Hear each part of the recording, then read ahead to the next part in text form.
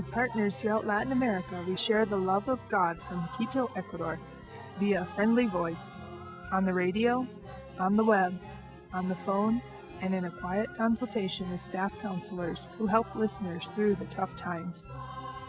Jeff oversees HCJB's engineering, radio training, maintenance, broadcaster relations, security, and cleaning. One of the people Jeff works with is Milton, an Ecuadorian engineer working with us for 1 year now. They meet together weekly to talk about engineering projects. Jeff mentors Milton in leadership skills.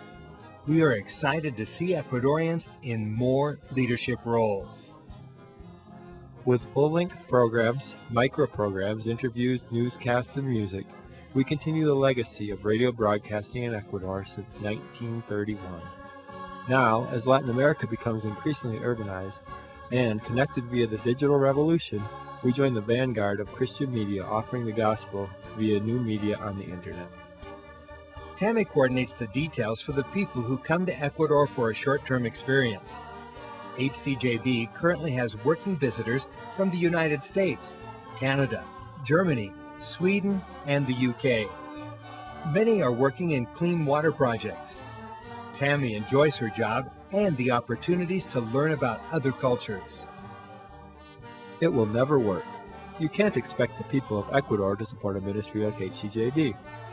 These two phrases from 10 years ago did not prevent HCJB in Quito from launching Misión Compartida in 2003. The event has since grown to so much more than a radio share-a-thon. Collecting nearly a third of the ministry's operating budget, Misión Compartida also gives the people of Ecuador a connection to HCJB and its ministries. More than 5,000 people come to the open houses to donate money and meet the radio announcers.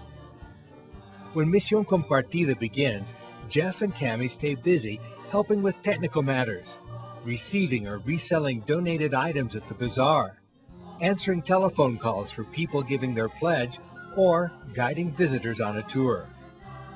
The Quechua language ministry tent offers donated foods like fresh fruits and honey.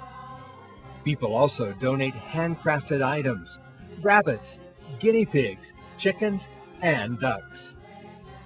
Many children get their faces painted, and many families watch live programming, take a tour of the facilities, or stop at the prayer area. I am usually walking around lending a hand in the various areas. I keep my cell phone handy in case there's any technical problems. This year, HCJB also held a secondary Misión Compartida in another city, Esmeraldas, and invited listeners from there.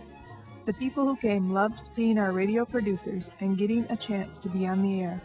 Some 80,000 people listen to HCJB every day in Ecuador, not counting our satellite and internet programs distributed around the Spanish-speaking world. We enjoy getting to know some of the faces that belong to our listeners and feeling that what we do each day is making a difference in the kingdom of God. Thank you for coming alongside us with your prayers and support. At church, we continue with our Monday night couples group. We have been meeting with the same group for 15 years.